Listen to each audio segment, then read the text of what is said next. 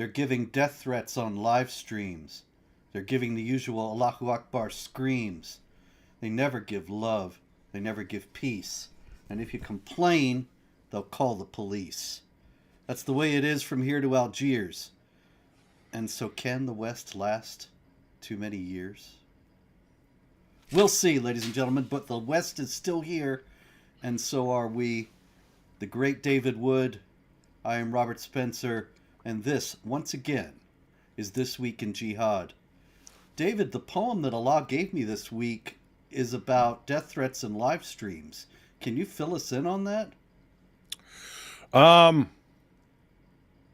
Well, there's Central Dawah. There's that one. Mm-hmm. Yeah, there's another one too. Another one, more than Central Dawah? There was more than Central Dawah.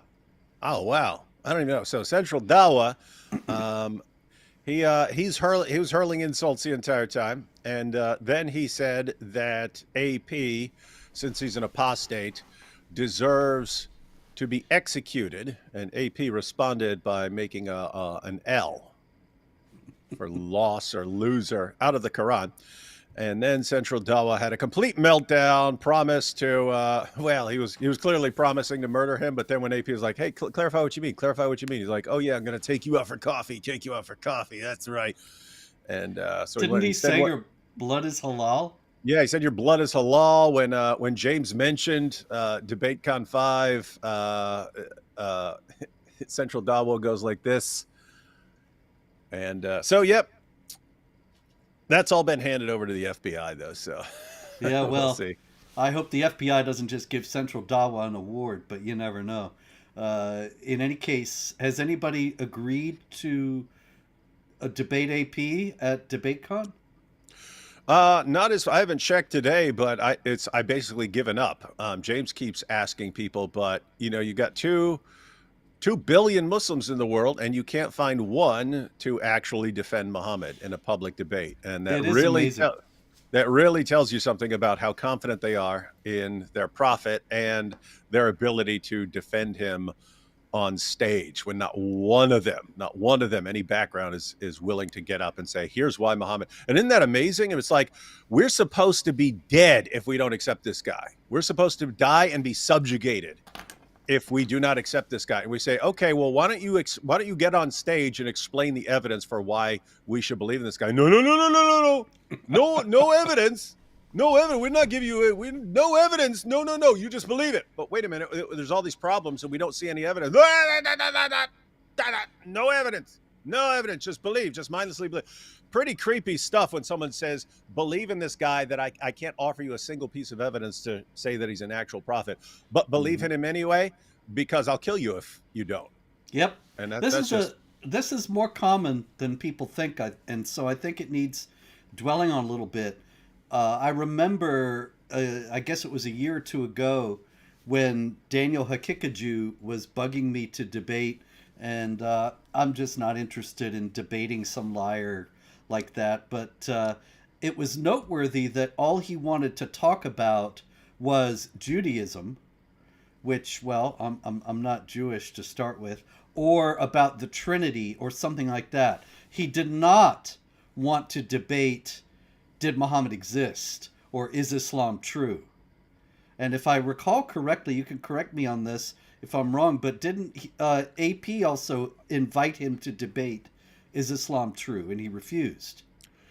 Yeah, they won't accept any debates like that. Like Yep. Jake Brancatella, the Muslim meta something, whatever. Yeah. He kept challenging us to debates, and every topic he came up with, I said fine, but since that's the topic you're choosing, then we'll also debate a topic of my choosing, and we will debate, was Muhammad a true prophet? And every time he would instantly back down, or he would agree and then back down later, and so on. But I mean, think, Robert, if they could defend Muhammad and win that debate, you won. You showed us that Muhammad is a prophet and that we all have to believe in him. Yep. And you won't. And so what the entire world of non-Muslims is hearing is what I just said. We cannot defend him. We cannot offer the slightest bit of evidence for him, but you have to believe in him anyway, or we'll kill you. I'll tell you guys right now, all you Dawa people who are watching this, and I know you're watching it, here's an offer for you. I will convert to Islam if you convince me that Muhammad is a prophet.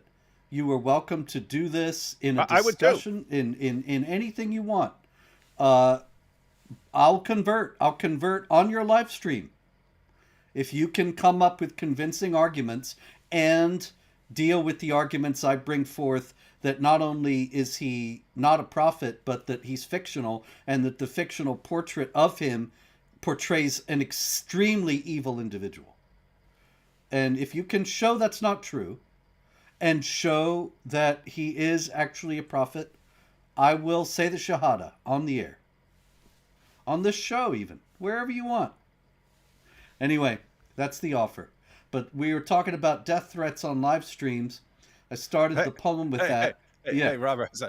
Sorry to interrupt, but what you just said, it's exactly what AP said last night about. Not sure you're familiar with Lily J. She's this blonde-haired girl who asks Chat GPT all these questions about Islam, but you can program Chat GPT to say certain things, and so AP over time has shown she's giving all these. She's promoting Islam, and she's like linking up with Numan Ali Khan and all these other Dawa guys and so on. She's not a Muslim, but she's a grifter who's learned that as long as you say positive things about Islam and you're a pretty girl, they'll like lose their minds. And so anyway, she's asking Chat GPT these questions, and we're like, that's not what Chat GPT would say. Chat GPT, you can specify. You can say, give the answers that a Muslim Dawa guy would give, and then it'll give you the answer. So we're actually repeating the experiment and stuff like that, and it's not giving the answers that she's giving in her videos. So anyway, AP finally said, Lily J, you sit down, and we'll go through this, and we'll make sure Chat GPT has not been made to answer like this. And if it gives the answers you're saying, I will, and he goes down the list. He will delete his channel. He'll delete all his criticisms of Islam. He'll convert to Islam, all this stuff. No takers. Isn't it amazing? I mean, you would convert, I would convert. AP says he would, if these guys could offer the slightest bit of evidence for anything they're saying, and they won't go anywhere near it. That's how terrified they are of the very thought of defending Muhammad. They can't do it. See, the fundamental thing here is that you and I are committed to the truth, and AP is committed to the truth. We may have some differences on some aspects of that, but we would follow the truth if we were convinced wherever it would lead. And so if they can convince us that Islam is true, we'd go and convert. No hesitation whatsoever. And so, I've really lost interest in debating because they lie so much, and they tell 12 lies, and then you have time to untangle 6, and it just leaves a lot of the lies out there, and it seems to me to be counterproductive. But if these guys will take a debate about, did Muhammad exist, or is Muhammad a prophet, I'll do it. So you want me, you got it. But only on these topics. I'm not going to debate with you about the Talmud or Christianity, any of these things. You are just trying to divert the issue when you make those offers. And we can debate Christianity once we determine that Islam is false. That's fine. But because you'll be looking for something to fill your life after you realize that Islam is not true. But first we're going to do that. Anyway, death threats on live streams. Hatun and I were doing our Quran thing. We have, it's usually on Monday afternoon, but I've had difficulties getting to Monday the last couple weeks, and so we had it last Thursday, and we're gonna have it tomorrow again, God willing. But the what we're doing is we're going through the entire Quran using the critical Quran and just reading the whole thing and discussing what's in it. So we're going along in this last Thursday, and you see, Islam is my identity showed up and said to Hatun, for your own good, you best never come back to the park again. If you do, I'll make sure you regret it. And then he added, same with Robert if he ever comes in UK. And then he had a little knife and blood drop at the end of his message. And so we talked to him a little bit about how somebody could believe that the creator of the universe would want him to commit murder in order to defend him, and how that was in itself the deformation of his soul, and the alliance of his soul with evil was evidence in itself that he's on the wrong track. And anyway, there's It's also funny that he has to challenge you to come to a place when you're banned from the entire country he because probably you knew. because the country bends over backwards to shield these guys from criticism. Isn't that amazing? Like you got these they're so fragile. These guys are so fragile. Their feelings are so fragile and so on about their fake prophet that if anyone has ever criticized their fake prophet at any point, they say, "Nope, you can't even come into this country," and they banned you. And then, yes, let's see you come to Speaker's Corner. He's not allowed in the country, you dope. And that's because they think that it's so terrible that I said that Islam has doctrines of violence. So this Mm-hmm. guy shows how wrong I am by saying that he will kill Hatun and me if we show up at Speaker's Corner. So it's a religion of peace, all right. But it's also noteworthy, David, in terms of things we've discussed before about how brazen they're getting. That they're very confident in the West these days that they're winning. And so Yeah. they're coming out more openly with threats and more openly, like we've discussed, with the acknowledgement of things like child marriage, the endorsement of pedophilia, and so on, when they used to lie about all these things. Mm-hmm. And it's a mixture. It's a mixture of um, believing they've gotten to a time where they can get away with it because they keep getting away with it, and just desperation. They're like in panic mode from all the people like finding out about Islam. So when that happens, when they're in panic mode, they just tend to lash out in every direction, hoping that that's going to work. But I have to say, for the poor guy who threatened you, and Hatun, that's a page of the Quran, I'm afraid, my friend. That's a page of the Quran. You know the rules. You know the rules. We've been clear on the rules. You toss out some threats. This is what you get. This is what you get. Your book gets eaten.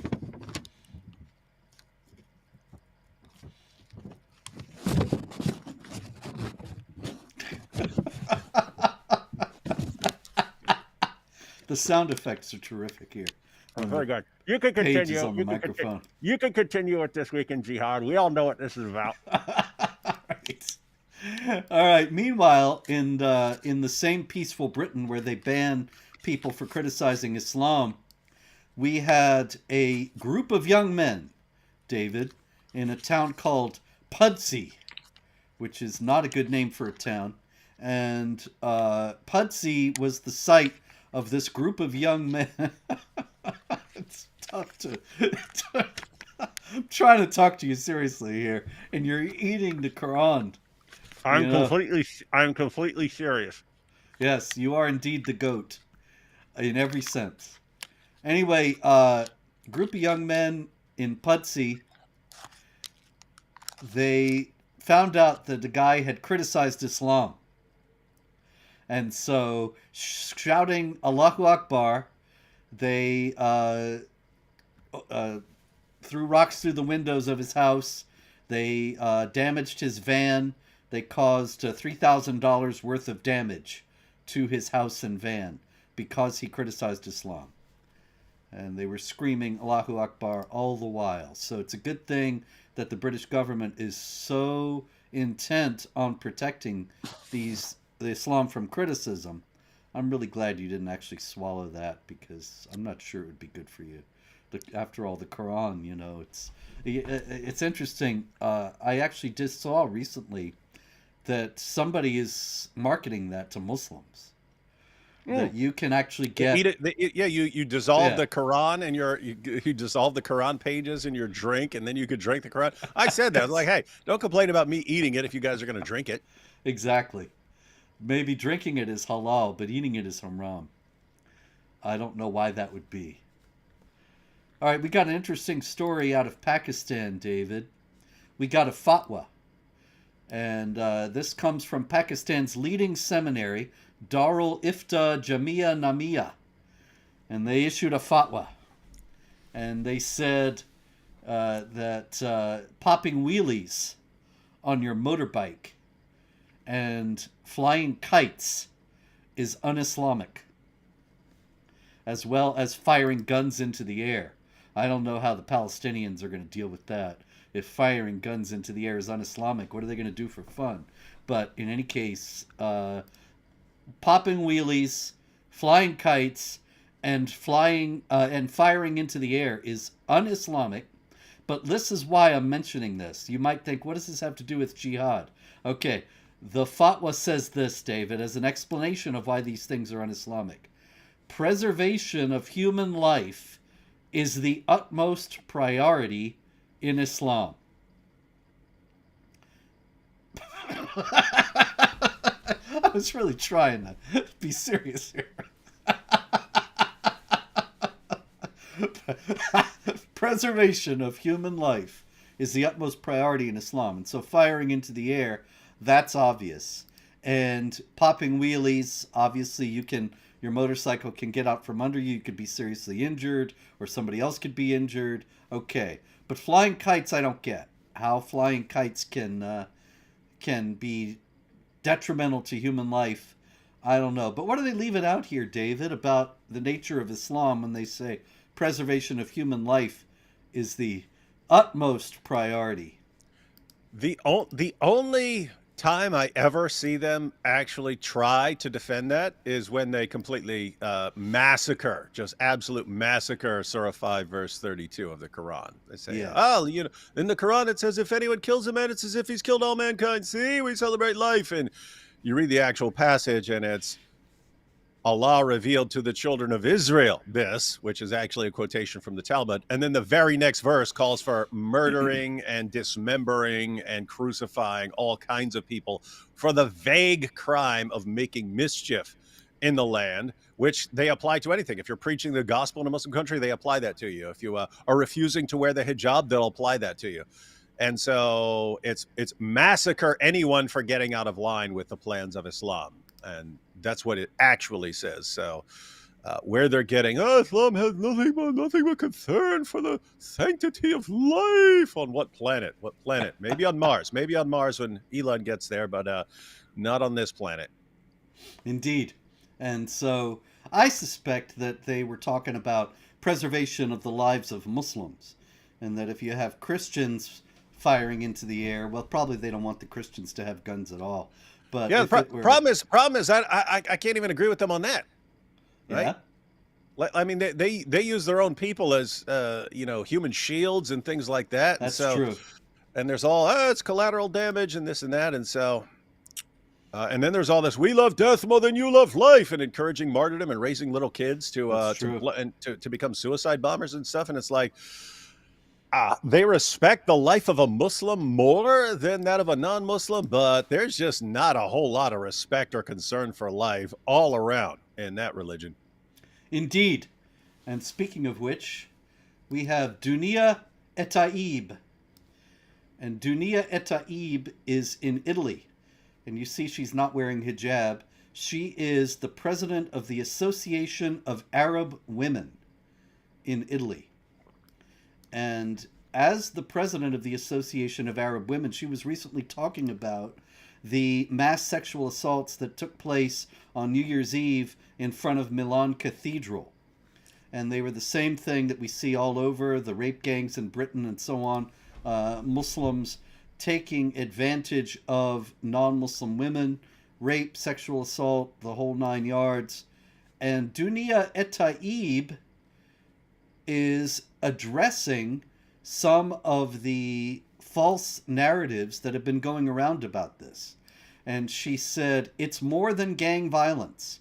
In the case of gang violence, the surrounding of victims reflects the perpetrators belonging to the same community, which is none other than the Muslim community. And she goes on to say, and I thought this was fascinating, Muslims, she says, feel superior because they are Muslims. So they target women of other religions. Mm-hmm. And it is no coincidence that such violence occurs on New Year's Eve, as if to say, you celebrated, but we proved we are stronger. So that's Dunia Etaib, and I think she's telling the truth here. But there's another thing. about the same incident. And that is a woman who is called Imogen in the Daily Mail, the UK's Daily Mail. She was one of the victims. And that's not her real name, but she's a 19-year-old woman from Britain. And she was on vacation in Milan. She was there in front of the cathedral for the New Year's Eve celebrations. And she was one of the ones who was sexually assaulted. And the Daily Mail had a lavish article about her a few days ago. And it says that what she is really upset about is that some people are saying that this has to do with Islam. And she says this: I think it is disgusting that people would use our traumatic story to push a political agenda. And I want people to understand that many of the descriptions I have read are wholly untrue. I will not allow my sexual attack to become an opportunity to divide people. It is a moment to unite women and the people of Italy in outrage that this was allowed to happen during a joyful celebration. I am so upset after reading many articles that claim it was a matter of religion, indirectly blaming Islam while claiming our attack was Taharush Gamea. The evil we experienced that night was the absolute absence of religion. Those men had no motive but to take advantage of innocent women, knowing they would escape without suffering the consequences. It was not in the name of religion. It was not in the name of political activism. It was an act of vocalized disrespect toward the Italian people and their principles. What do you think there, Dave? Well, someone got re-educated real quick, but yeah, guys, we know the original was completely correct there. Islam does advocate and call for this sort of thing. Surah 3 verse 110 says Muslims are the best of peoples ever raised up for mankind. Surah 98 verse 6 says that Jews, Christians, and other non-Muslims are the worst of creatures. We're lower than dogs. We're lower than insects. You've got Surah 70, 22 through 30, and Surah 23, verses 5 to 6, which talk about taking sex captives and so on. You've got this stuff all over the place. Surah 33, verse 50 says even Muhammad can take captives. And when you see how this is done, you go in and they slaughter the men and take the women and just go and have sex with them. Or even if they capture the men and the women, they say, sorry, we're taking the women anyway, and they can just jump on the ladies. And so where would you get the idea that this sort of thing, even Muhammad after the Battle of Khaybar, he has a man named Kanana, a Jewish man named Kanana, tortured and then killed. And then when Muhammad finds out how hot Kanana's wife was, but Kanana's the one who's dead and had been tortured and beheaded, Muhammad takes her back to his own tent. One of his soldiers stands guard all night to make sure she doesn't actually try to kill Muhammad. And so this is just absolute brutal stuff. And it's completely in line with what goes on in Western nations. And so for people to say this has nothing to do with religion, it's like you just have to make up your mind ahead of time that we don't care what the religion actually says. We're going to say no religion could teach this. But what if it says it specifically and you're allowed to take other women as your female captives and you're allowed to rape them and do all these things because they're inferior, they're disgusting beings? Well, you can't even say that there's any problem with Islam there. You just can't. So, yeah. Reprogramming. Everyone needs to be reprogrammed so that words don't matter and Islam doesn't say what it clearly says. I suspect that Imogen doesn't really know a whole lot about Islam and is only reflecting what she's been taught in Britain about how Islam is wonderful and peaceful and nothing to do with any of these things, and it's terrible Islamophobes who try to link it to behavior of this kind. Also, it's noteworthy that the Daily Mail gave her such a large amount of attention. It's a very lengthy article, prominently featured. Now, let me ask you this. What do you think would the Daily Mail would have done if Imogen had said, "Oh, these attackers were Muslims acting in the name of Islam and in accord with Quranic teaching and Muhammad's example.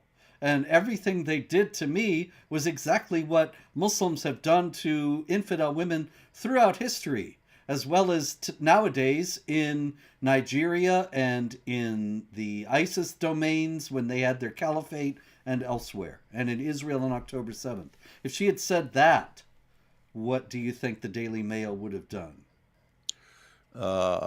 She'd go down in history as the worst Islamophobe of all time. Indeed.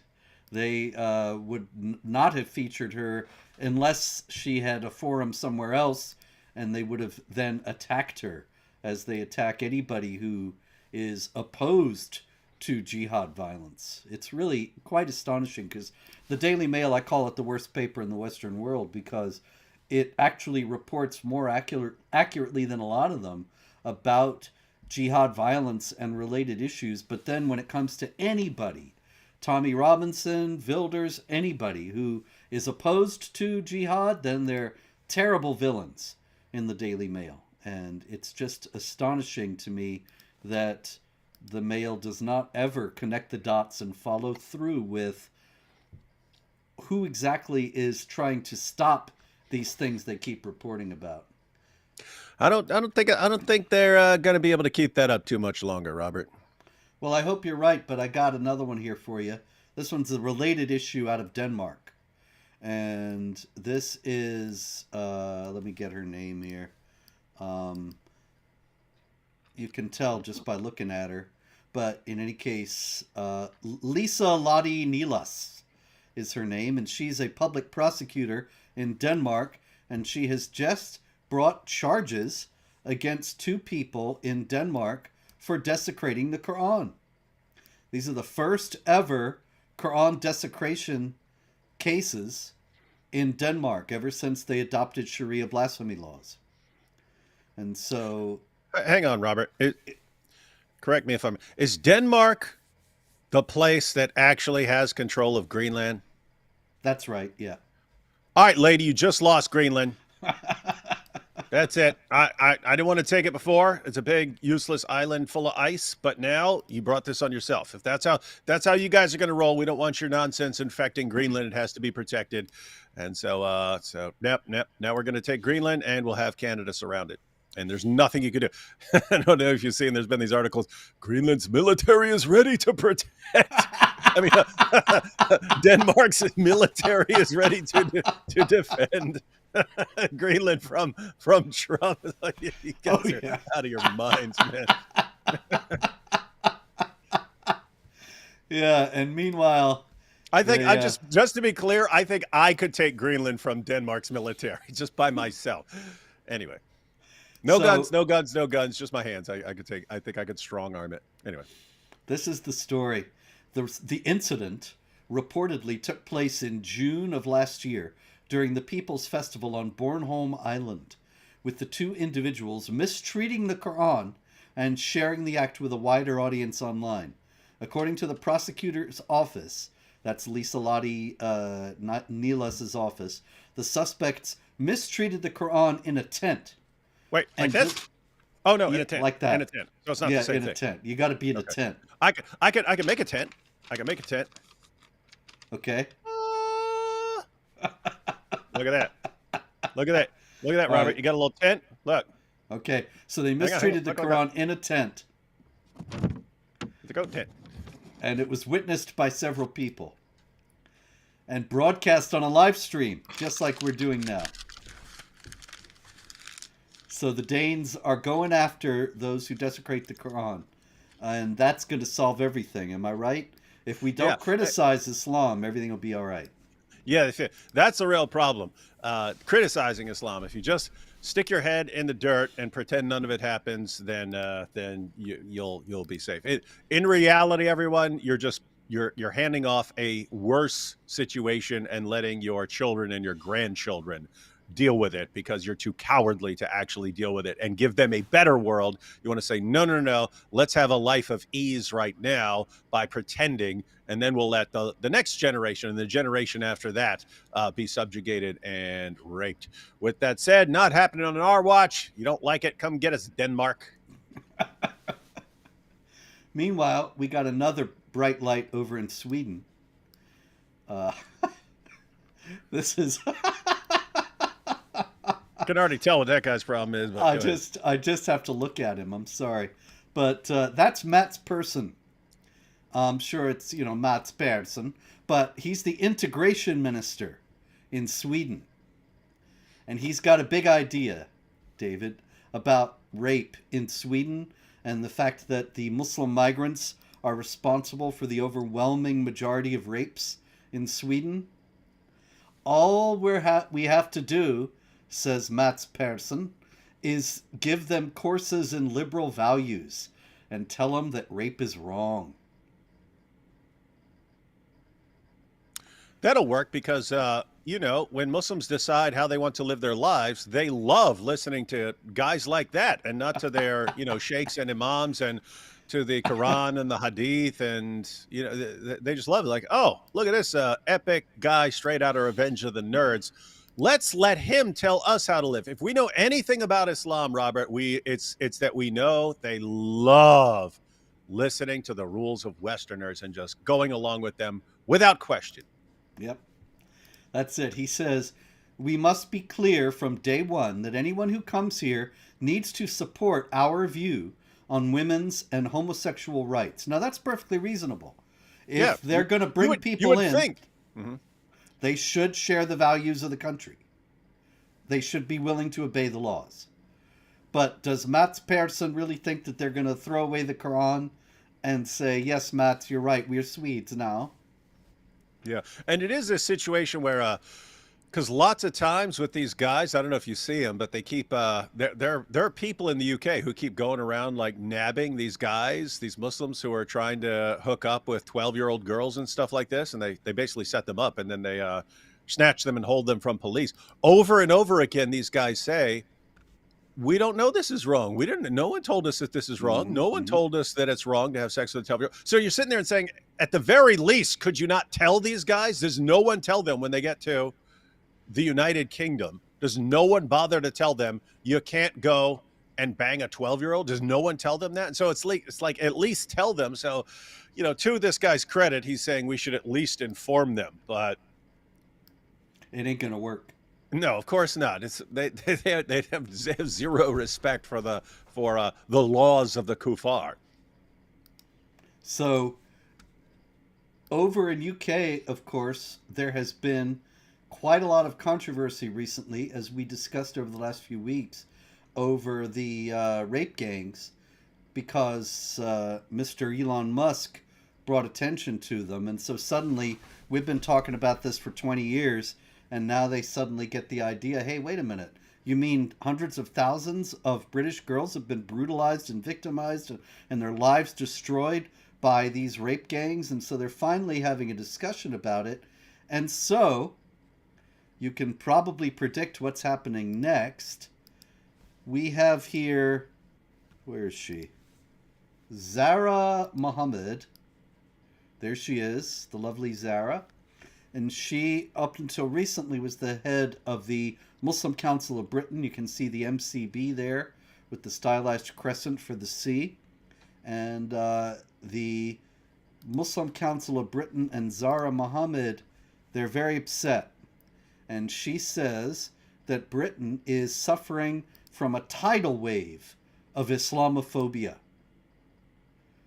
She says it was the Southport riots for us that made it really quite alarming.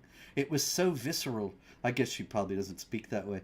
We were watching on our screens people breaking doors down, stopping cars, attacking taxi drivers, smashing windows, smashing mosques. Gee, I didn't hear about that. Did you hear about that, David? Mm-mm. The kind of evil we saw was really terrifying, and I felt like, am I even making a difference? Yeah, I think she's making plenty of difference. But anyway, she says there has been such a normalization of Islamophobic rhetoric. without it being challenged or condemned. Does that sound like Britain to you? A You mean normalization of Islamophobic rhetoric? yeah, Robert, correct me if I'm wrong, but don't they lock people up for criticizing Islam over there? Yeah. Yeah, if you were to complain about this woman right now and say, "What is she on about?" Um, you're seriously complaining about us when the government spent decades covering up mass gang rapes because they didn't want to hurt the feelings of Muslims. That's how every journalist, every politician, they're all bending over backwards to support you as you vow to take over the country and to kill apostates, and as you guys defend and promote sex with children and so on. I well, like I don't know. It's and we know what this is. She just knows that is the best way to get what you want. But keep in mind, her sitting there complaining, "Oh, it's so bigoted, it's so racist, it's so Islamophobic here." That's exactly what allowed the grooming gangs to continue gang raping little girls for years, right? Oh She's yeah. helping continue foster this atmosphere of everyone being terrified to speak against anything with Islam or anything having to do with Muslims. She's keeping this propped up. What actually happens when you get that? You can literally go around raping 12-year-old girls with impunity because people are so terrified, and she's keeping that going. So sorry, not interested in falling for this anymore, lady. But they're to her credit, there are plenty of people in Britain who still fall for that. So Oh, yeah. And regarding the normalization of Islamophobic rhetoric, let's remember there are people in prison now for chanting, how did you say it? Allah, Allah, who the F is Allah? Is uh-huh. that it? And they're in prison. So she's trying to say that Islamophobic rhetoric is normalized. Just the opposite. All right, over to Germany. There's always stupid infidel stories out of Germany. This is Mamadou Alpha Barry. That's his name, apparently. So he wants you to know he's not a beta, he's an alpha. Mamadou Alpha Barry. And Mamadou Alpha Barry, he was held up. He came to Germany from Guinea in 2016. And he was held up as an example of successful integration. He completed his training as a nursing assistant. He had no criminal record. He learned German, and he was a friendly neighbor. Last year, there was a lavish article published in a German publication about asylum seekers where he was praised for how skillfully, how fully, how wholeheartedly he had become German. Now he is in prison. As it turns out, he slit the throat of a local politician. And so Mamadou Alpha Barry turns out not to be as integrated as they thought. On the contrary, he seems to be very unintegrated. That was pretty stupid. Yes, thank you. Uh, you but I feel better now because usually it's me. Anyway, chapter 47, verse 4 when you meet the unbelievers, strike the necks. So, a local CDU, Christian Democratic Union politician in Belitz, he also attempted to murder a 54-year-old Ukrainian woman, choking and stabbing her before she managed to escape. And so, that's the story of Mamadou Alpha Barry. All right. What else we got here? Meanwhile, the Europeans are rising up, right? And they're tired of this. That's what we're hearing now and again. But it's not a universal thing, David. These are some Antifa people in Germany, where Antifa is quite popular. I remember I spoke in Germany 10, 15 years ago a couple times, and Antifa was marching around then and standing with the jihadis, throwing stuff at us on the stage when we'd Bunch of spoke idiots. at an outdoor rally, throwing rocks and bottles and all sorts of things at us. And anyway, so Antifa is still there. And these people, the video is readily available online and ready at Jihad Watch if you want to see it. these people showed up at a memorial service. The memorial service was for a 2-year-old boy and a man in his 50s who were murdered by an Afghan Muslim migrant in Aschaffenburg. I believe we spoke about that last week or a few weeks ago. And these Antifa people actually showed up at the memorial service and started yelling insults at the family members and friends of the victims, calling them fascists. Hey, so it's not just Westboro, eh? It's not just Westboro, but the idea that people who are mourning the deaths of people murdered by a jihadi are fascists for doing so. When I saw that, I thought, well, Germany's done. It's not like we're really going to miss it, but it's dead. It's as dead as Britain. If the young people there think they're righteous when they are standing up for jihad murderers, they're going to get more jihad murderers. And on the subject of Antifa, they remind me of like, you ever seen these like 17-year-old idiots who go around screaming anarchy, anarchy? And it's like, guys, if you had 10 seconds of actual anarchy, you would not be shouting anarchy. And you Antifa guys, if you got what you actually say you want, you would be begging to go back to the way things were. All these people, all these little idiot groups, they don't realize the only reason they're able to go around and function as these insane, idiotic groups is because there's a population and a set of laws that's defending idiots like them from just getting ripped apart by other people, right? I mean, if you showed up, if you came up and you showed up at someone's funeral and started screaming stuff, and there were no rules, things are going to go very freaking badly for you real quick. Like if there are no rules and there are not police officers who would protect you and your right to be a complete idiot. Same thing with an anarchist. If these guys had 5 seconds of actual anarchy, someone's going to snatch them up and do whatever they want to them, and there's nothing they could do about it. And it's just amazing that they attack the very system and the very people who make it so that they can actually continue this stuff. They're attacking the foundations of what's keeping them from getting obliterated by people. They would get eaten alive. They do not, trust me, they do not want a state of nature or anything remotely resembling what they say. Indeed. All right. Or communism in the case of Antifa. Indeed. That's right. And they'll get it. But in any case, let's look into, while time is still with us, the jihad violence that's been going on and some that's been threatened. Nigeria, which of course is always a hotbed of jihad activity. We had Islamic State, West Africa province, ISIS jihadis carry out a suicide attack at a military. Let's see. Yeah, this was actually troops were advancing to fight against the Islamic State, West Africa province, and they exploded an explosives-laden vehicle and killed 27 of the soldiers, raising once again the question, how is it that the ISIS people are always stronger than the forces of the national governments and always better equipped, more determined, and always getting the better of them all over Africa? Yeah, where are they getting all this stuff from? Where indeed? It's almost like they have massive financial support from Muslims around the world who agree with them and want them to continue doing this, and that it's therefore not this tiny, insignificant minority of extremists that President Obama said it was. Precisely.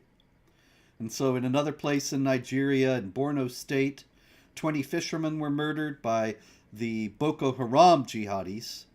And Modu Ari of the Civilian Joint Task Force, he said, the rebels, that is the jihadis, stormed the fishing community in Gadangari on Wednesday and opened fire on fishermen working in the area, killing at least 20. So these guys are just going about their business, trying to make a living, catch some fish, and they end up being murdered by Boko Haram trying to sow terror in the hearts of the infidels. Meanwhile, in Austria, David, it's coming up to the season of traditional Viennese balls. Everybody gets. Come on. There are What's no that? balls in Austria. Yeah, There are no more balls in Austria. yeah. Uh, Austria no longer has balls, Robert. Come on. it's at the end of February. I'm sorry, from now until the end of February, in Vienna. They get all dressed up and they go and do the courtly 18th century dancing and play Strauss waltzes and so on. And it's a beautiful thing, David. It's a genteel exponent of European civilization. In any case, ISIS has threatened now that they will carry out jihad massacres at these Viennese balls, and so I think you're right. Where they're not going to be any balls in Vienna, uh, in all senses of the term. Sadly, sadly, sadly. Vienna has lost its balls. Over in France, we had a story out of Apt, which is apparently the name of a town. Guy walks into a supermarket, Intermarché. I think I have it here. Yep, there's the scene of the crime right there. Ordinary supermarket. You can see the little Santa Claus on a sleigh decoration all ready for. Actually, that should be gone by now, shouldn't it? Maybe they're just getting ready for Christmas 2025. In any case, guy enters the store. He's got a kitchen knife. He immediately walks up to a customer at a checkout. He screams Allahu Akbar, stabs him in the ear. I think he missed. I think he was probably going for the neck. Then starts punching him. Then the attacker's knife broke. The attacker is identified as Mehdi B. They never give the last names. 32-year-old man, born in Apt, well known to police, listed in the file of reports for the prevention of radicalization of a terrorist nature. Also has a criminal record, 16 offenses, including acts of violence, criminal association, manufacture of explosives. But despite all that, he was still free to walk into the supermarket, yell Allahu Akbar, and start stabbing a guy who's just getting groceries. So that's France today. Meanwhile, in France, there was a curious story. I don't know if you saw this video, and you know that I'm technically challenged and I have not mastered the art of showing videos. But this is a screenshot from the video. You can see the video on Jihad Watch. It's a very brief video. The guy who is on the right in the picture, he was walking up to the stairs, and the guy who is next to him in the picture was coming down the stairs. And they bumped into each other. And, they look at each other for a minute, and then the guy walks on. And then the guy who was coming down the stairs turns around and walks back over to the guy who bumped into him and stabs him in the neck. And then calmly walks away. And so I thought, well, I've heard of this stabbing in the neck thing before. And I just wonder if maybe the location of the stabbing was on purpose. I'm not saying it was, but can't be discounted. They do like stabbing in the neck. Now, we had another over here in Germany, and this was in Schwerte, and there is one of the perpetrators. You can see, even though they've blocked out his eyes, as they tend to do in the German media, you can see that he is smiling happily. And what happened was he was one of a group of three Muslims: Ahmed al-T, Suleiman A, and Mahmoud A, and Mahmoud was 15 years old. Anyway, they went up to this young guy, 15, who was 18 years old, and they started stabbing him in the back until he collapsed. And I don't know why they were stabbing him in the back. I don't think anybody knows for sure, but This one of the attackers here seems to be pretty happy about it, and this was a non-Muslim who was their victim, and the three of them are Muslims. Yeah, why wouldn't he be happy about it? He'll go to prison for a very short time and be a hero. Indeed. And so that is absolutely true. He'll go to prison for a very long time and be a hero. That juxtaposes wonderfully with this story out of Iran. You see these two girls. These are two girls in the Islamic Republic of Iran. And so it's kind of spectacularly daring of them that not only are they not wearing hijabs, but the one on the right has the bare midriff. And they actually made a video of themselves dancing.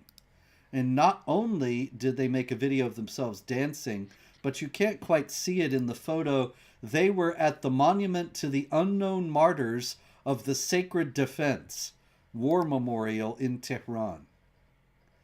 And so that's kind of cheeky to do that, but it's, young people will be young people. And they posted their video on Instagram. Now they have been arrested and they are facing years in prison or the death penalty. So it's interesting that a guy who stabs a victim in Germany is facing a slap on the wrist, and pretty soon he'll be out, celebrated as a hero among his peers, no serious consequences of any kind. Meanwhile, in Iran, couple girls dance, doesn't hurt anybody, doesn't bother anybody. You may object to how they were dressed, but then don't look at them. And then they're facing years in prison or the death penalty. And another big difference, as we mentioned, the jihadis will be hailed as heroes in prison. They'll be viewed as lions of Islam and so on. What do you think is going to be happening to those women in prison, Robert? I think almost certainly, David, they will be raped. Mm-hmm. Why do we know it? Because that's what always happens. That's what happens. They will be raped also so that if they are executed, they'll go to hell. Because Allah is such a bad guy that he considers victims of rape to be culpable because they did not prevent the men in question from being tempted. And consequently, women are routinely raped in prison in Iran, especially if they've been given the death penalty, so that they will go to hell, because Allah will sentence them to hell for the crime of having been raped. Just as many women are in prison in Pakistan and elsewhere for the crime of having been raped.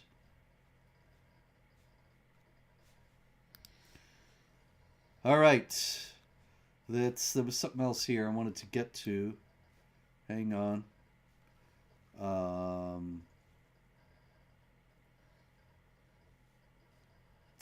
Oh, yeah. This thing another thing that has to do with Iran. Let me find the picture. All right, well, I'll tell the story anyway. The French town of, let's see, Béziers. I'm sure that it's Béziers, I don't know, Beziers, with an accent over the first E, acute. Anyway, they put an ad on their buses, city buses in this town, and the ad it pictures. Goodness, I really thought I had a picture of it here. Anyway, it shows. Oh, there it is. It shows Kim Jong-un, the North Korean dictator, Putin, and the Ayatollah Khamenei, and it says, "Don't forget to sort your waste." That's what it says up above them. Don't forget to sort your waste. Pretty funny. And so the Islamic Republic of Iran actually complained. They found out about this little French town doing this, and the Iranian embassy in Paris lodged an official complaint with the French government. And the mayor of the town, Robert Menard, said, "We take this very seriously. I don't want there to be the slightest problem, for example, for our bus drivers. We've run lots of campaigns, but they never achieve anything. Nobody even notices them. This one, at least, everyone noticed." And I think, well, this is interesting. Yeah. What do you think? Well, it's as far as like being concerned about the bus drivers, that is a valid concern. I mean, you put a sign like that, Mhm. you're going to get some Shia pro Ayatollah jihadi taking out the bus driver. Yes. And so it's just another example of, hey, you cannot say anything critical of this, even though the sign is criticizing one of the main proponents of terror on the planet, the guy who just regularly has men, women, and children slaughtered in the name of Allah. Don't criticize him, because why? Well, we'll do something to your bus driver if you do, Yep. And and so people back down. And it by the way, would have by been, the way, I yeah. have to say, oh, I just wanted to say the correct response, everyone, when someone, hey, how dare you put that up, is to put it on. Okay, every time you complain, we're doubling it. We're doubling our criticism. And if you say a word beyond that, we're gonna put pictures of him on the ground so that people step on his face, like you guys do in Iran with flags of other countries and stuff like that. And if you don't like that, we're gonna have a website where all people do is pee on a picture of him all day. And you have to escalate. It's the only thing they understand. When you back down, that encourages them. It encourages them. Indeed. Oh, this is how to get what we want. And so it's a reasonable point, as you said, that they want to ensure the safety of the drivers and so on. But for one thing, if they didn't have mass Muslim migration, they wouldn't have to worry about that. And for another, as long as they continue to give in, they're just going to invite more of these kinds of threats. And so they're in a very difficult position, but they brought it on themselves. In the Islamic Republic of Iran, there was supposed to be a music concert in the town of Abadan, but in Abadan, the Friday prayer imam of the city, Abul Hussein Gobishavi, he said that concerts were sinful and music events anger Allah, and that as a result, Allah had been withholding the rain. And so if they didn't want to have a drought, they better cancel the concert. And so the concert was duly canceled. Now, what does this have to do with jihad? Why would this kind of thinking encourage more jihad? Um, I think jihad is just a myth, Robert. So Well, I'll tell you, David, this is the idea. This thing, see if you think, what do you think of this? That he's saying that Allah's going to be mad and punish us if we don't toe the line. And so whenever anything bad happens, they're likely to think, oh, it's because Allah's mad at us. And if Allah's mad at us, we have to become more Allah friendly. And what is the greatest thing you can do that Allah likes best? slaughter people. There you go. And so when an imam like this Abul Hussein Gobishavi says something like this, it ultimately leads to more jihad violence. Because any setback in life is considered to be something that is a result of Allah's anger. And Muhammad said there was no greater deed than jihad. And so you want to please Allah? Go jihad.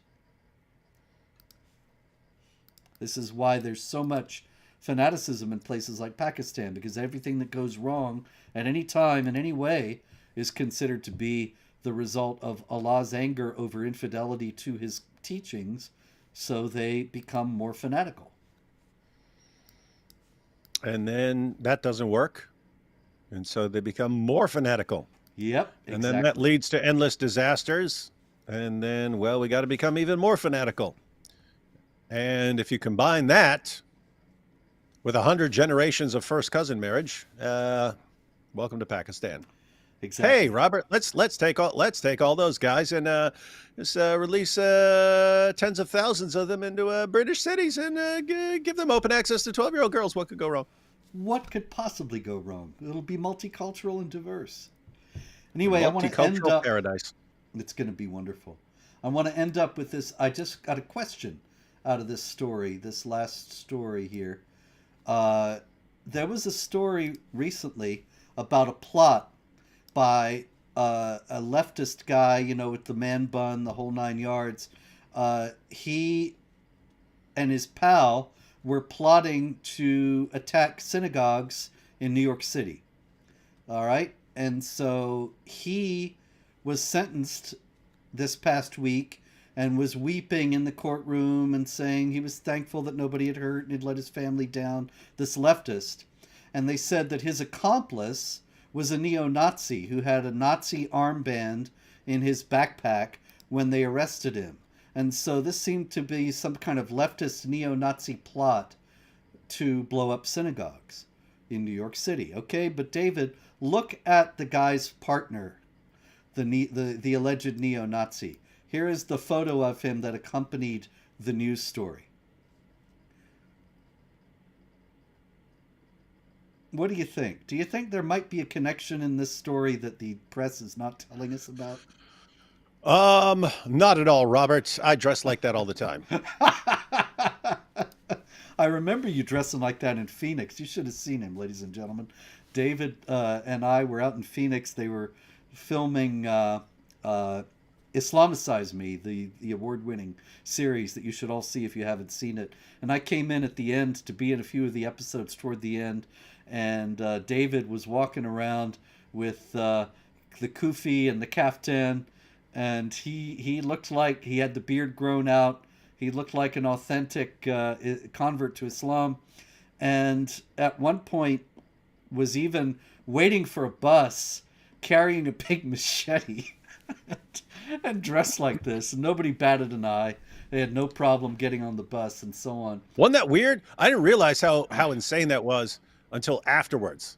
That, you know, we're just like, hey, let's go film the scene. Hey, a bus is pulling up. Let's go over there in full Islamic gear, and I'm standing there holding a giant machete. Let's get the shot. And then as soon as the bus gets there, we take off running because we had to make it look from the other side like we had gotten on the bus, so we have to disappear.